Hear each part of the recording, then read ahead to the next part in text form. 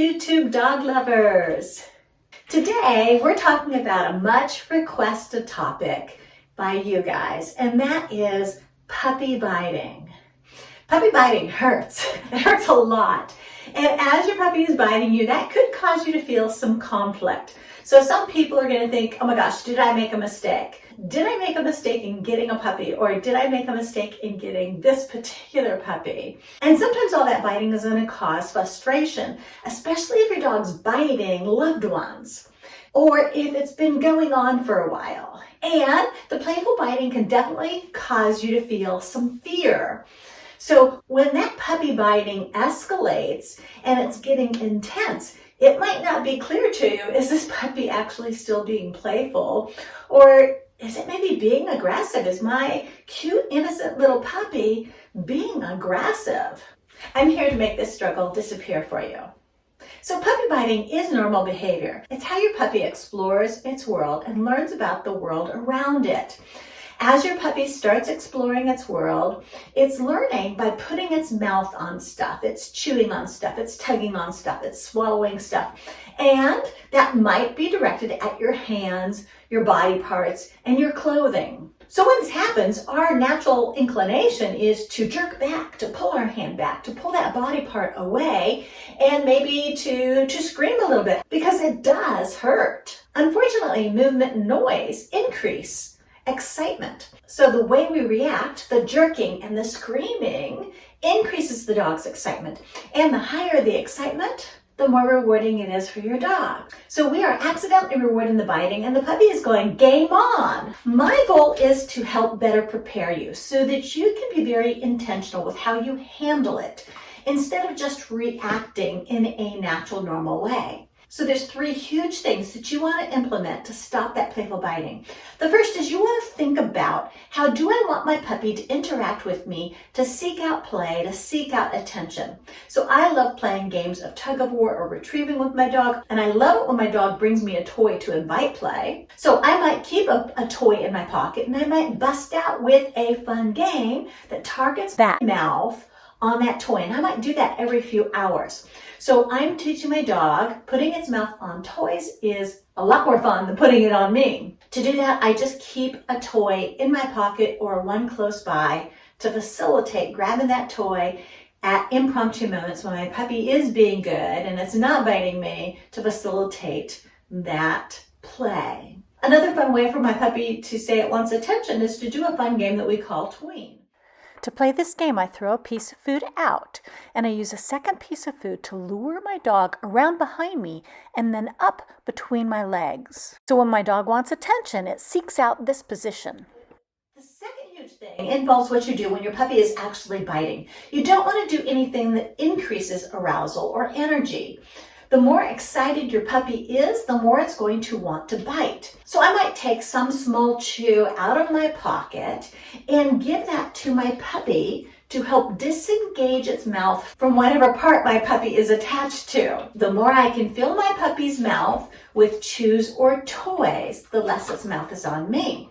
So the puppy's in the middle of biting, I pull out a chew or a toy, I get my puppy to attach its mouth to that instead.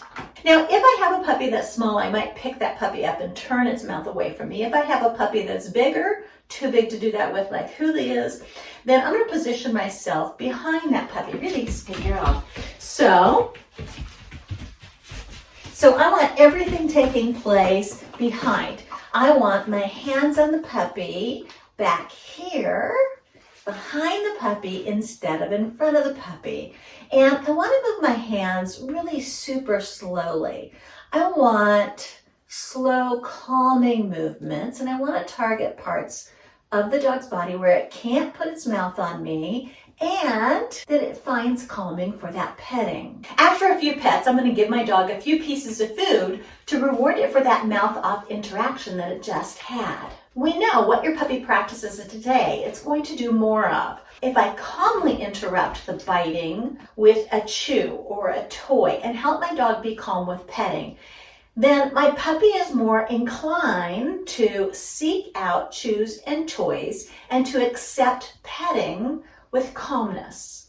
Another quick tip is I can use some of my dog's daily food and hand feed my dog. So I might do that with a game that we call Which Hand.